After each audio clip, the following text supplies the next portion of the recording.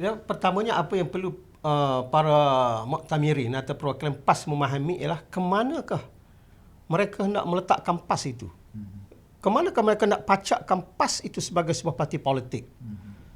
Apakah PAS, perwakilan mahukan PAS terus hidup seperti PAS hari ini, menyertai pilihan raya, mengadakan kerjasama, mengusulkan taktik dan strategi, ataupun perwakilan mahukan PAS menjadi sebuah gerakan Islam yang tidak begitu berkehendakkan pada kuasa. Atas kepercayaan, PAS berjuang bukan saja untuk mendapatkan kuasa tapi untuk mendapatkan keredaan. So di situ tanda tanya.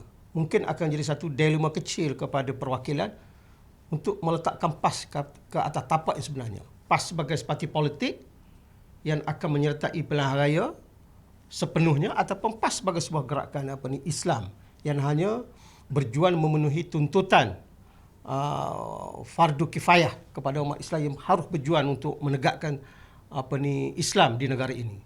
Itu tanda soal yang utama sekali kepada perwakilan. Kalau perwakilan merasakan PAS perlu meneruskan misi dan visinya sebagai sebuah badan politik seperti hari ini, maka baris kepimpinan yang PAS perlu bariskan pada muktamad ini ialah terdiri daripada mereka yang punya kepakaran dalam politik.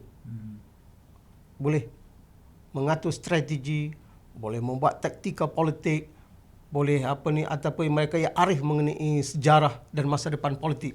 Dan bukan saja mereka yang hanya tahu berdakwah, menyeru, tetapi tidak tahu berbuat sesuatu untuk mendapatkan kuasa. Itu. Tetapi kalau sebahagian besarnya mahu meletakkan PAS itu sebagai gerakan dakwah, saya rasa PAS boleh memilih sesiapa saja. Mungkin boleh memilih saudara, mungkin memilih saya, ataupun orang yang mempunyai, yang digunakan sebagai istilah yang popular sekarang mengenai faqih, mengenai agama. Tak ada masalah.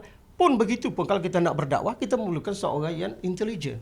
Bukan sahaja orang yang pandai membaca hadis, baca Quran dan sebagainya. Mesti orang yang pandai bersiasah, berpolitik. Bersiasah dan berpolitik. Kalau orang tak pandai bersiasah, dia hanya setakat mampu berdakwah. Rasulullah sendiri dalam berdakwah dia ada bersiasah.